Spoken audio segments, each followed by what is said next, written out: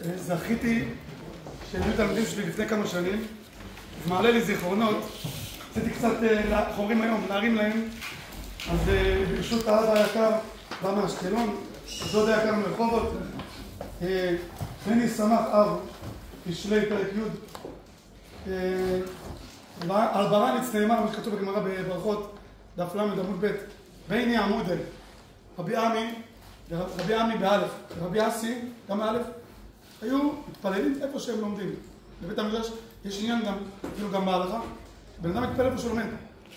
ברניץ, אני רואה אותו, זה בני עמודה. איפה שהוא יושב, הוא מתפלל.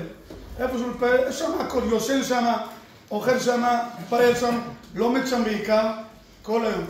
מעמודי התווך של בית המדרש, וזה נחת לאבא ולדוד, והכל בענווה, ומספיק רק לראות אותו יכול להתפלל בתפילה,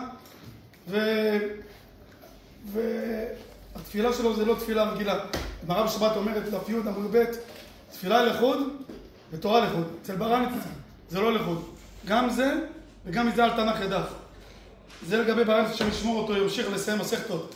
לגבי אליה בן שיטית, לא יודע אם הצעירים מכירים אותו, אבל ידע רב לו בזיכוי הרבים בשיעורי תורה.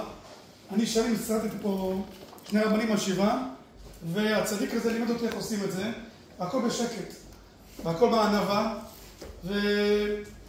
ואתם רואים שהוא סיים מסכת רב המציאה, אחרי שהוא עזב את הישיבה לפני כמה שנים, והוא עדיין לומד איתו, אז רק מראה גם כשעוזב את הישיבה, ולמדתי בישיבה אחרת, הייתה שם אמרה שמי שהקים את הישיבה לא עוזבים.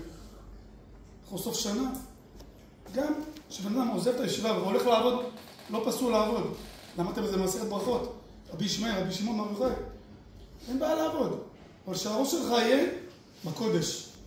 שאתה יודע, איך אמר אחד מהרבנים שלי בעבר, שאתה בצבא, שיש לך משניות בכיס, אתה מחכה לרגע הזה, שאתה נלמד 5 דקות בשניות. אפילו אם אתה בעזה ואתה כל היום עסוק, אתה בראש שלך, אני בקודש. והחול הוא לא בעיה. אבל כשיש נטייה שעוזבים, עם השנים זה נהיה יותר קשה, ואז בן אדם מוצא את עצמו, התורה שהוא עומד, זה בין מלכה לערבית שהוא שומע את הרב אם הוא לא עייף. והיה אחד רבנים, גם מהישיבה, שהיום הוא אב בית דין, אמר לנו, שאתה עוזב את הישיבה, אם אתה רוצה איזה גולה ככה ללמוד טוב, תהיה אתה מעביר שיעור. תעביר את הדף יומי, זה השקעה, אבל זה לא יום. לא יודעת באיזה מקום שאתה נמצא, תעביר שיעור תורה, חברותה, אפילו יש פה קרוואני, לומד עם יאיר אלקיים, בטלפון, שנים אני רואה אותם הפסקת צהריים, יאיר אלקיים מתקשר אליו, לומדים גמרא, דרך הטלפון.